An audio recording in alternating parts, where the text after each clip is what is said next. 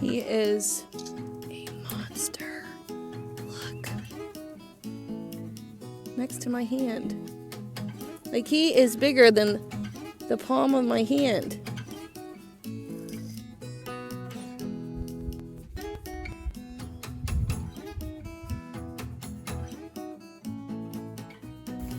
Hi, Rosie, you're next, honey. You're next. Are you excited? I'm excited, girls. Right, baby? Got some girls in there for me. Hi, Marty. Hi, you would never know you were sick. You would never know.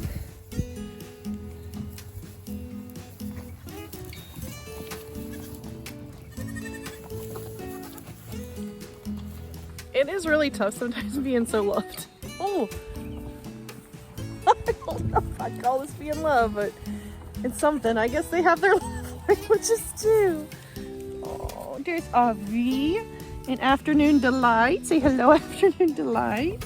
We got Margie, all these little babies. Oh my gosh.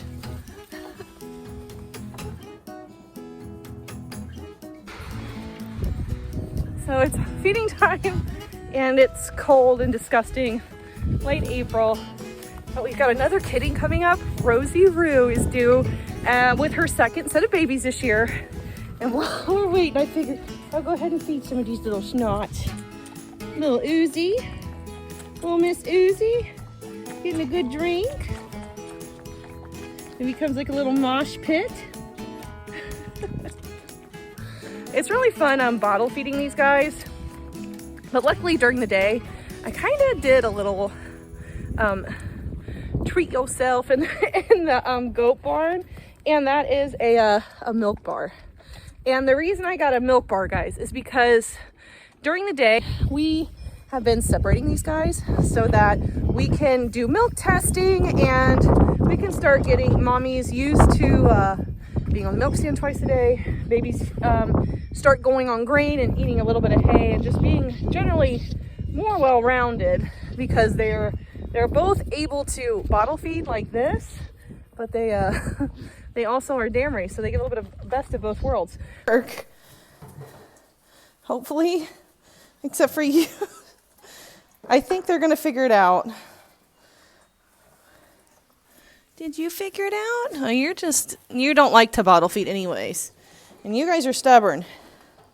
It's cold milk though.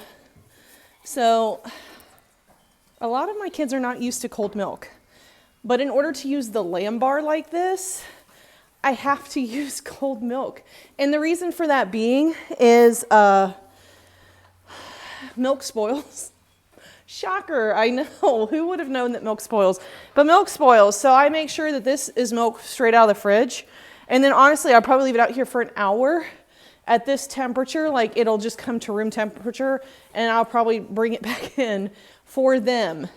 But you can see, like, I had a few on there, but they are gonna figure it out, because I'm not going to offer them bottles going forward. I'm gonna start putting this out here because I'm just finding with the amount of kids that I have and milk testing and all of the things, it does not make sense to try to go through here and wrestle each and every one of these kids to take a bottle when they might not want it. And I'm like, well, when you're good and hungry, maybe you'll come over here and watch Junior do something and you'll figure it out. Now, that doesn't mean that I won't put them on there. I've already expressed milk from like these nipples on this lamb bar and swapped it on the nipples so that when I put them on, there's already a little bit of a reward. But you can tell, like, and these are really thick nipples. So where we have some that, like, they really are tough on their moms and they're tough on, like, the bottle nipple, the Pritchard's nipple that I use, they probably won't be as bad, you know, working on these and destroying them. But I am going to go ahead and order another set of these nipples, because I'm sure eventually they will wear down, and I'm sure eventually someone will tear them, and I'll come in here to cry over spilt milk, quite literally. But that's something new in the barn.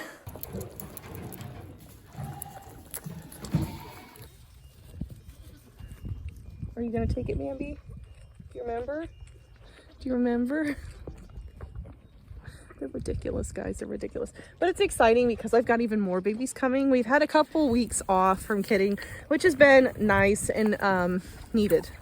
it's needed because sometimes, as much as people think like the baby goat part of this farm is like the best, it is. In some ways, like, it absolutely is. It is wonderful having like sweet little baby goats love you and want to jump on you and look at you as like a secondary mom.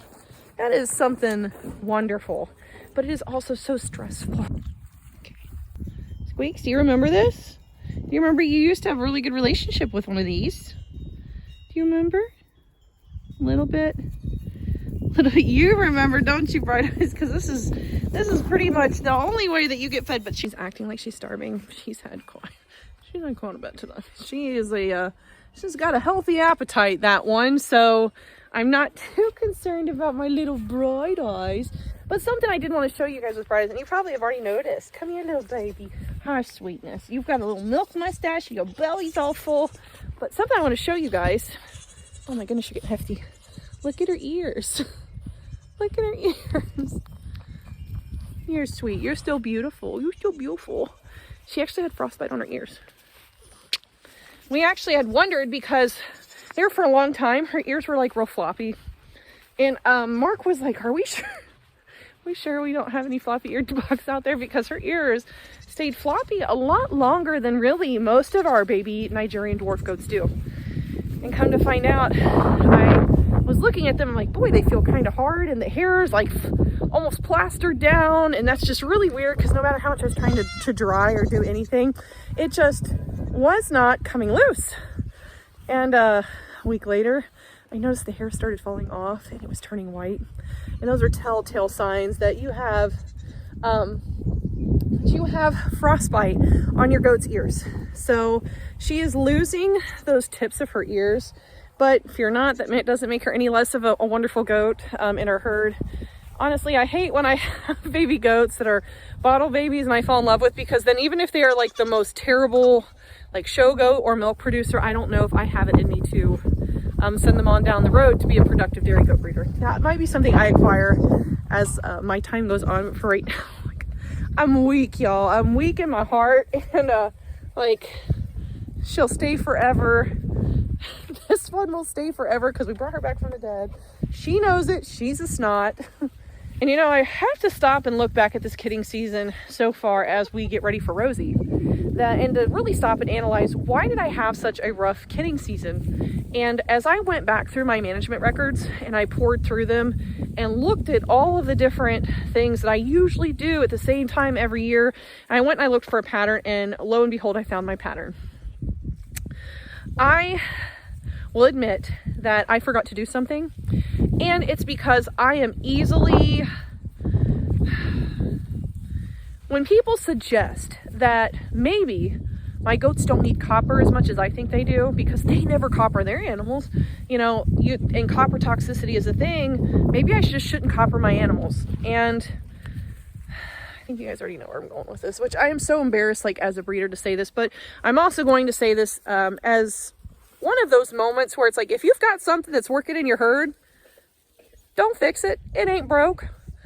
I tried to fix something that wasn't broke. I honestly feel like I paid for it this year. I forgot to copper bolus every single one of my goats last year in the fall. And I won't say that I forgot, because if I go back and I look at conversations via email and Facebook Messenger and recall that time, I was having lots of conversations with some breeders and some people that just wanted to give me their 2 cents, which was totally fine. 2 cents is good. I'm always open to somebody giving me a suggestion on my management practices, because I know management practices always have the ability to change, to evolve, and become better. But in the same sentence, and in the same breath, it means that if you change something, sometimes it can go the opposite way too. And in this case, it went the opposite way.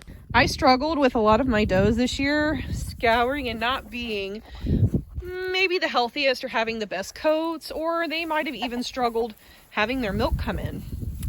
And copper can affect every single one of these things.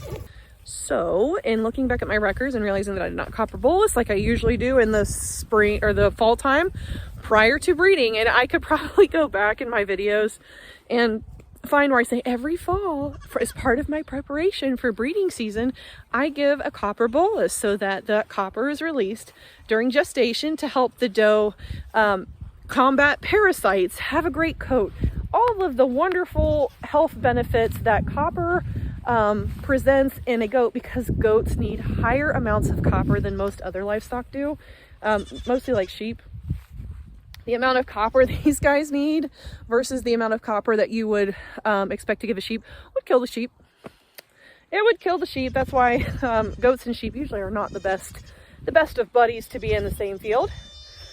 But I realized I didn't give copper bolus, and probably about after that first week, or I was crying and I was upset, and I went back and I looked at my health management records and I said, there's no copper bolus on here. And I'm like, that is going to be tied directly to this result. And some people might say, well, maybe you had heavy parasite loads, or maybe this, or maybe that. You know, and you're right. You're absolutely right. It could be any one of those things. But when you keep good health records or management records, and what I mean by management records is like I put down the date, I say what I did with the goat, if the goat had certain symptoms, what I treated with, how much I treated it with, if it was intramuscular, if it was sub-Q. I do all those notes because they're helpful. I can go back months later when I might not remember it off the cuff and see exactly what I had to do with that animal. So I went back to my health management records on my animals and said, oh, no copper, that's weird. And then I went back and I looked at my conversations, and it all started to come back to me where I was having conversations with other people where they're like, your goats don't need to be copper bolused. There's literally enough in their minerals, there's enough in their feed, there's enough in all of these things. And that copper toxicity is a thing. And you know what, you're right, but I can't even prove that unless I run a mineral panel on my animal's blood. And honestly, I'm really thinking about doing that.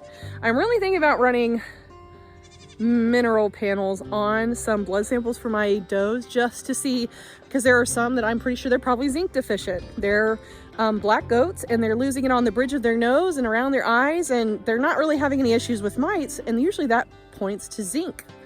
But if I give copper to those goats, copper is a zinc blocker. Those two don't get along. I can't remember if zinc blocks copper or copper blocks zinc. So while I'm trying to give zinc to my darker does that need it because they're having hair issues or skin issues, I'm not going to copper bolus them. But that wouldn't mean that in the summertime, I still would have copper bolused them, and I would probably have just gone ahead and given them Zen Pro or even like the zinc tablets, just right to the back of their mouth and let them chew them up.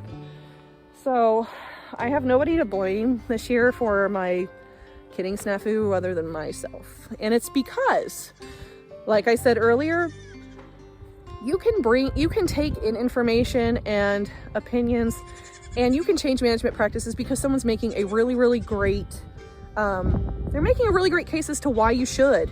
And like I said, I'm always open to trying new management practices because it could enhance my herd. It could mean that my herd is healthier, that they're better, they produce more. But in the same sentence, if it's changing something completely that you're doing, like turning off copper in my case, it resulted in some, not the best. I still have some really healthy does that are in great lactation so far. They're healthy, they're doing all the things. But I also had some like Mo that had a terrible time with parasites. She had a terrible time with her coat. She did not get milk. And those are some of the things that having adequately balanced copper in your goat's diet, that directly affects. So for me to go back and look at my management practices and see no copper, and then look at the benefits of copper, and that if they are copper deficient, what it means. Yes, I see you, Avi. I see Avi, sweetheart. I see her. Then it means that that practice that I changed is probably directly in effect with all of those negative outcomes that I had. You say hi, Avi. You want to say hi? Hi. Good girl. There's Avi. This is Squeaker's sister. You're Squeaker's sister. You don't know that. You don't know that at all. Avi, your mom's over there. Your mom's over there. Your mom. Avi, come here. Come here, Avi. Come here. Come here, Avi. Come here. Come here. Come here, sweetness. Okay, we're gonna reunite the screamers so I can go back to filming. Or did you just, I think she may have tricked me to just give her a little ride out here. Are you just feeling lazy? You just feel lazy. Your mom's right there. Your mommy's right there. Your mommy's right there. That's your mommy. That's your mommy. Your mommy's right here. It looks like someone's been nursing her pretty heavy on the one side. I bet she'll let you nurse. Here's your mom. Here's your mom. Oops, sorry. Here's your mom. You found her. You found her. Reunited and it feels so good. So, this is my humble video of saying that I kind of screwed up my own kidding season. Because honestly, I was sharing a lot of this on Facebook, and I just had so many newbies that are like, man, you're scaring me, man, you're scaring me. Or people that have followed me for a few years like, is it normally this bad? I'm like, no, it's normally not. Which, for me, if it's normally not this bad, and all of a sudden we're just having the worst time, it has to mean that there is a root cause that we're gonna have to figure out. But this is just me telling you that if you've got something that works, it's not broken, don't fix it. Now, if it's a management practice that you're not doing, but they're saying, hey, if you do this, it could be better for them, then go for it.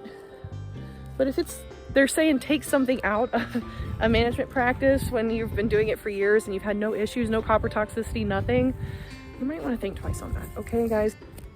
We have so much access to information nowadays, readily at our fingertips, that you cannot just trust the first thing that you read on Facebook. And you cannot trust the first person to tell you you're doing it wrong. I mean, it's okay if someone tells you you're doing it wrong, and that you might want to investigate that further and see, am I doing it wrong? Is there a better way to do it? I did not do my due diligence in practicing what I'm preaching right now. And that's why I'm preaching it. It just is crazy. You just need to vet the information that you're getting. Because while you can get good advice, you can also get some pretty bad advice. Marky is being a mother hen under his beard. He has nestled a sweepy baby goat. Still light out? There we go. Oh.